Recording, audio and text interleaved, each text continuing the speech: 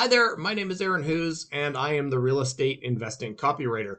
And in this video, I want to share a strategy with you that will help you do more deals with more motivated sellers and cash buyers who are already in your sales funnel. All right, so let me just take a step back here and lay some foundational groundwork to make sure we're all on the same page first. Every real estate investor has a sales funnel, whether you realize you do or not. And basically at the really basic level, it looks like this. You got lead generation on one side, then you build and nurture a relationship with them, and then on the other side, you have a call to action. So you might be collecting motivated seller leads, then you build a fast relationship with them because they're in financial distress and need to move quickly. And then at the very end, you're offering the call to action of maybe put their house under contract with you. The same goes for cash buyers that you might work with, that you're generating cash buyer leads. You're building and nurturing that relationship. And then at the very end, you've got a call to action that might be something like wire some funds and, I will give you my turnkey wholesale property that's cash flowing at such and such an amount. So it doesn't matter who you do deals with. I gave two examples, but this applies to real estate investors who do all kinds of different deals. Basically, you've got a funnel that has lead gen on one side, nurturing, and then a call to action on the other side. And inside that funnel, inside that sales process, you have people going through it right now. And you're going to have some people who get to the end. They get to the call to action and they don't take action.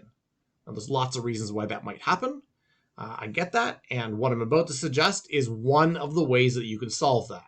There are other reasons why they may not take action, but I'm going to suggest one of the big ways, and then I'm going to give you a solution to solve that. So you're getting leads in, you're nurturing that relationship. Let's assume you're doing a great job nurturing that relationship. And then they get to the end, that call to action, and you are offering to put their house under contract or to sell them a turnkey wholesale property if they wire some funds to you, and they don't take action. So what can you do about those people? Well, one of the reasons why people get to the very end of a deal and they don't take action is because as humans, we are hardwired to live in a zone of familiarity. And even an uncomfortable, familiar situation is preferable for most people than an unknown situation. And our brains are hardwired to run to that familiar, comfortable, or uncomfortable zone. So even a motivated seller who might know that they are on the brink of foreclosure and they are facing eviction will still sometimes not take action into the unknown, into doing a deal with you, because that uncomfortable familiarity is still preferable to them. So here's what you can do about that. You may have heard of the phrase, how do you eat an elephant? One bite at a time.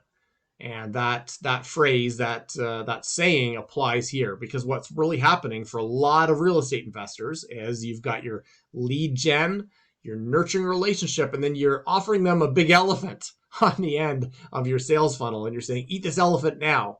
And it's so big, they can't do it. In reality, it's just an unknown step for them. It's them stepping out of their zone of familiarity into the unknown, and they can't quite do it because their brain won't let them. Here's what you can do instead. So instead of offering them that one elephant to eat all at once at the end, offer them bites to eat all the way through. So they're not any longer just kind of offered one big call to action at the end of your funnel. You're helping them take small baby steps, step by step by step, all the way to the end. And so they get to the end, and suddenly it's just one more tiny step to take to solve their problem. So let me just give you a couple of really brief examples about how this might look. Although, it really depends on the kind of deals you do and where you're doing deals and who your audience is specifically, and that will shape the specifics. But in general, it could look something like this. That you might have someone on in your motivated seller sales funnel. And they come in and they fill out maybe a form, a lead gen form, and then you're nurturing a relationship with them. And instead of sort of showing up to their house with a bunch of blank forms and saying, sign these and your house will be under contract, take baby steps with them. And so while you're nurturing the relationship, fill out little pieces of the form.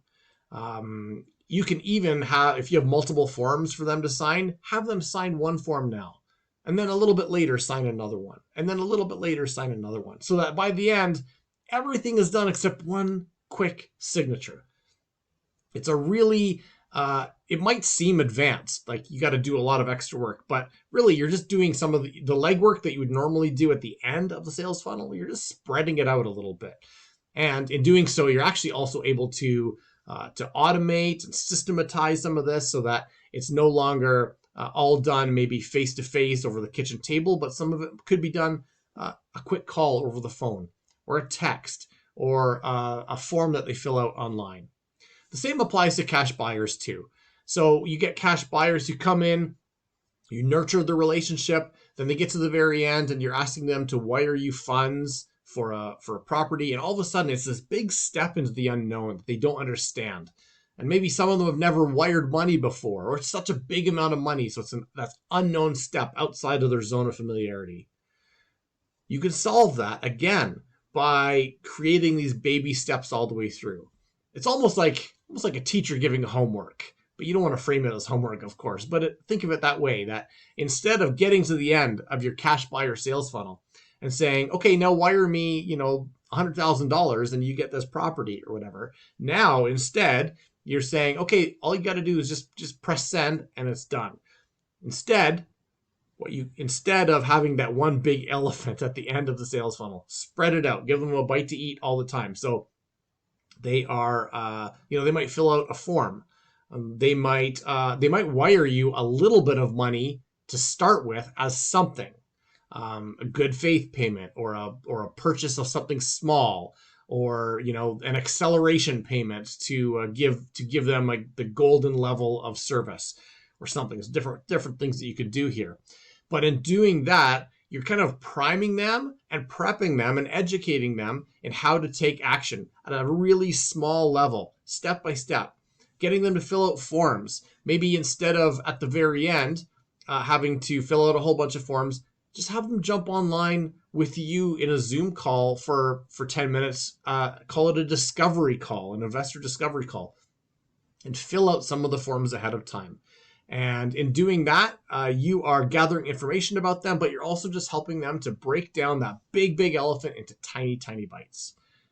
So that what happens at the very, very end, whether you're dealing with motivated sellers or cash buyers or anyone else that you might be dealing with, get to the very end of your sales funnel, your sales process, and the action that you're asking them to take is not big. It's small. It's one small thing, a signature, press a button or whatever, and suddenly you will find that more people are willing to do the deal with you because you've helped break it down into baby steps.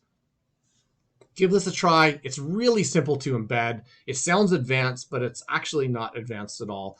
And you can use all kinds of great tools and systems and great relationship building as well to help the process go really smoothly.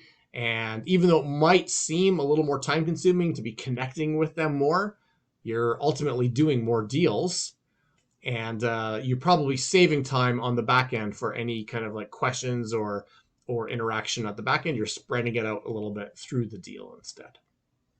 Give it a try, and I think you'll see that you'll close more deals because of it. All right, my name is Aaron Hughes. I'm the real estate investing copywriter. And if you want more tips and tools and strategies to help you do more deals with more motivated sellers, more cash buyers, then head over to realestateinvestingcopywriter.com.